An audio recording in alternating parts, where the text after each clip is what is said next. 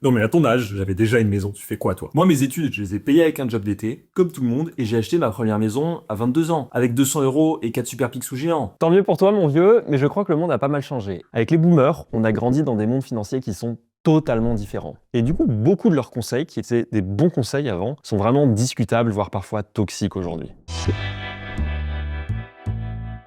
Salut, c'est Gemel Delomonet, et aujourd'hui, on va analyser les 10 commandements financiers du boomer qu'il faut que tu désapprennes.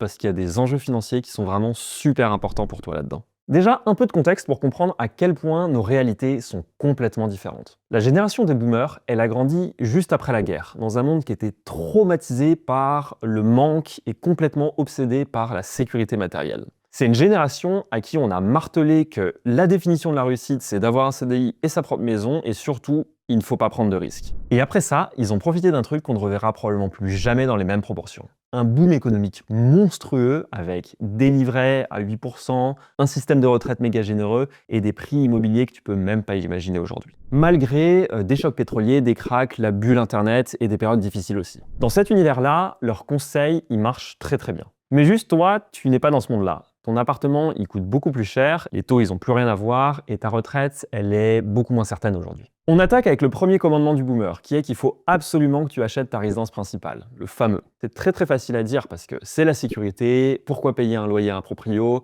t'es chez toi, personne peut te virer, ma maison vaut 10 fois plus que quand je l'ai achetée, donc forcément, ça donne l'impression d'être une très bonne chose à faire. Mais il y a un gros truc que la plupart des gens ne comprennent pas. Trop de gens disent louer, c'est jeter de l'argent par les fenêtres, et acheter, c'est forcément toujours mieux, puisque t'as plus de loyer à payer après avoir remboursé ton crédit. Et ça montre une très très grosse incompréhension mathématique et financière. Acheter, c'est payer des intérêts et rembourser le prêt. Il y a une épargne forcée tous les mois en fait. Et donc pour savoir si c'est un bon investissement, il faut comparer le prix des intérêts au prix des loyers, et il faut aussi comparer la rentabilité sur cette épargne forcée tous les mois à ce que d'autres investissements pourraient te rapporter pendant ce temps. Et en fait la question c'est, est-ce que tu fais mieux d'acheter ou est-ce que tu fais mieux de louer et d'investir la différence? Et en fait, ce calcul aujourd'hui, il est totalement différent par rapport à la situation des boomers il y a 30 ou 40 ans. La rentabilité d'un investissement immobilier, ça se calcule en combien tu gagnes tous les ans en loyer, plus combien tu gagnes tous les ans en augmentation de la valeur de ton appartement. Pour le premier point, il faut l'analyser en prenant le loyer annuel, par exemple 10 000 euros, qu'on divise par le prix d'achat,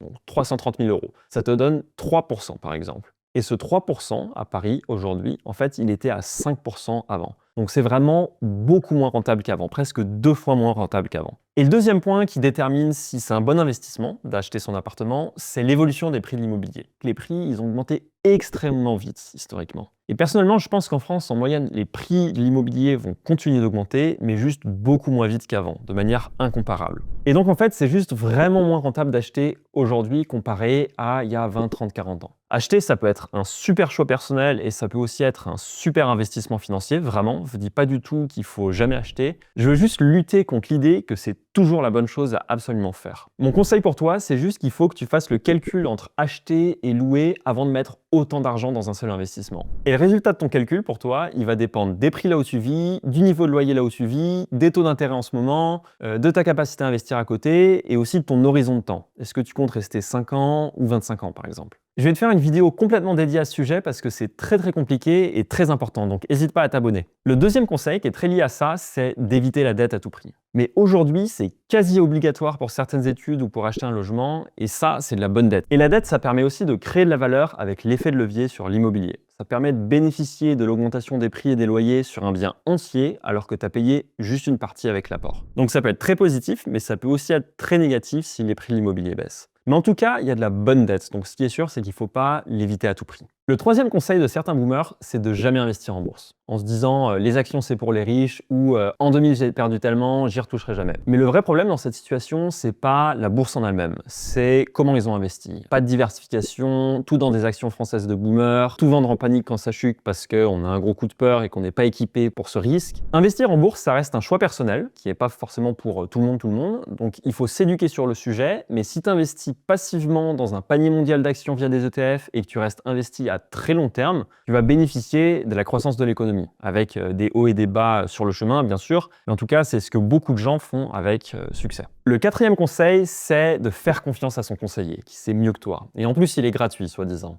No, en finance, il n'y a rien de gratuit. Ton conseiller à la banque, il est là pour te vendre des produits qui vont ramener de l'argent à son employeur, la banque, parce que c'est bien la banque qui le paye à la fin du mois, donc il faut gagner de l'argent. Et ton conseiller en gestion de patrimoine, la plupart du temps, il est payé par des rétrocommissions. Et ça crée un conflit d'intérêts parce que l'intérêt du conseiller, c'est de gagner de l'argent en te faisant prendre des produits où il a une bonne commission. Alors que toi, ton intérêt, c'est d'investir à faible coût, d'avoir les frais les plus faibles possibles. Donc 2 règles simples. Déjà, forme-toi un minimum, ça c'est le plus important. Lis sur le sujet, regarde des vidéos. Et deuxième conseil, si jamais tu as besoin d'aide, que tu n'as pas envie d'investir tout seul, prends quelqu'un qui est payé en honoraire, c'est-à-dire un montant fixe par heure de travail. Comme ça, tu as des vrais bons conseils qui sont objectifs, où il n'y a pas de conflit d'intérêt. Le 5e conseil, c'est de s'assurer contre tout. Une assurance, c'est mathématiquement rentable pour l'assurance et donc mathématiquement perdant en moyenne pour l'assuré. Si tu t'assures contre absolument tout, tu transformes des petits risques qui sont supportables, auxquels tu peux survivre, en un gros trou récurrent dans ton budget.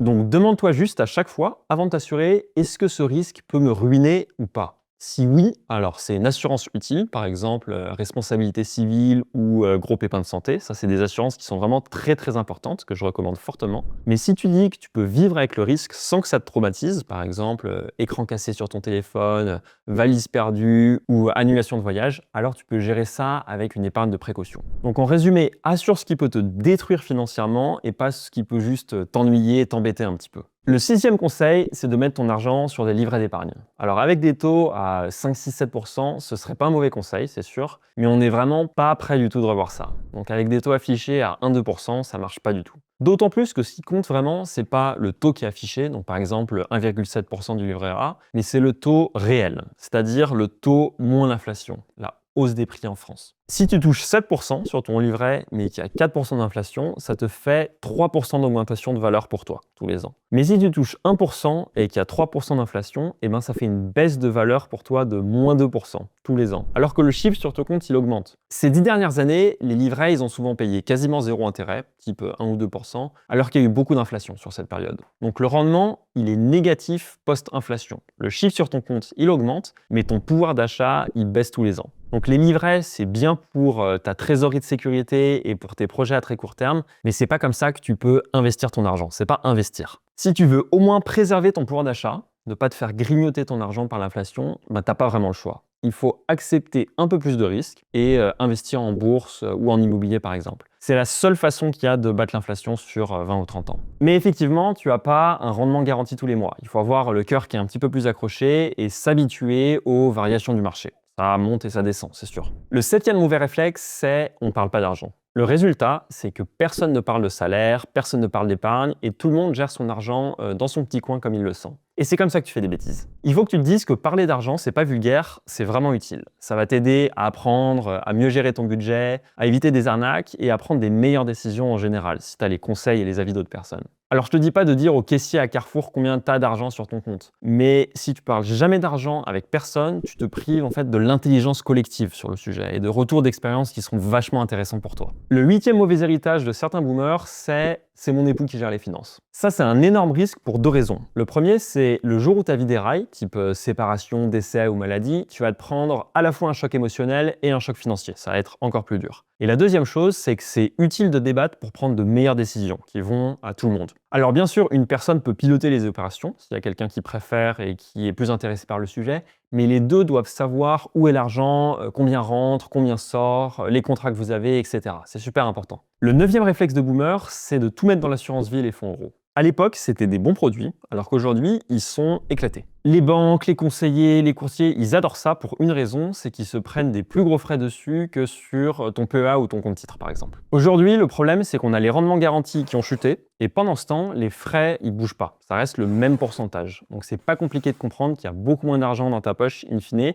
alors que ta banque ou ton courtier, il continue de prendre des bons frais. Du coup, ça peut pas être le cœur de ta stratégie d'investissement aujourd'hui, sauf si ton papa c'est le PDG de la BNP et que tu veux lui donner un coup de pouce en lui payant des gros frais. Et enfin, un conseil un peu démodé, c'est de compter sur ta retraite. Techniquement, la retraite par répartition, ça fonctionne avec les actifs aujourd'hui qui payent les retraites des retraités aujourd'hui. Et eux, ils avaient eux-mêmes payé la retraite de leurs retraités, et ainsi de suite. Et ça marche très bien quand tu as beaucoup de jeunes et moins de retraités. Sauf que la pyramide des âges, elle explose des deux côtés en ce moment. Non seulement il y a de plus en plus de retraités, mais en plus il y a de moins en moins de cotisants aujourd'hui. Alors je pense pas que le système va exploser et qu'on va avoir 0 retraite quand on arrivera à l'âge de la retraite, Mais mécaniquement, tôt ou tard, on va devoir partir plus tard à la retraite et avoir des retraites plus petites. Donc il faut que tu prépares tout ça un peu plus que les boomers, qui avaient moins besoin de préparer cela. Il faut considérer la retraite publique comme une base, mais tu ne peux pas compter seulement là-dessus pour être serein. Et donc il faut que tu accumules en parallèle ton propre capital pour pas te réveiller à 65 ans ou 70 ans avec un gros décalage entre ton coût de la vie et ce que tu reçois de la retraite. Et je te donne 2 autres conseils bonus en plus. Déjà, le reste loyal à ton entreprise pendant 40 ans.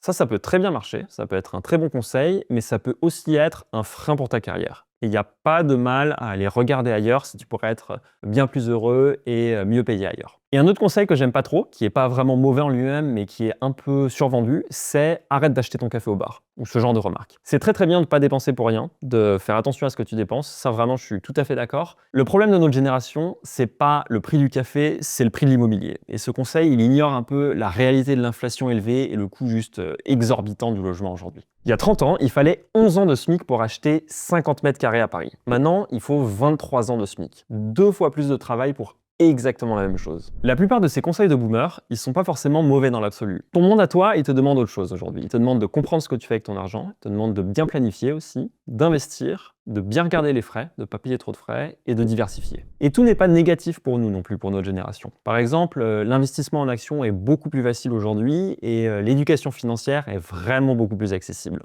Dites-moi en commentaire si vous avez des questions ou d'autres conseils à débattre, ça peut servir à d'autres personnes. Et surtout, si vous voulez, abonnez-vous pour m'aider à me lancer, ça m'aiderait beaucoup dans ce projet.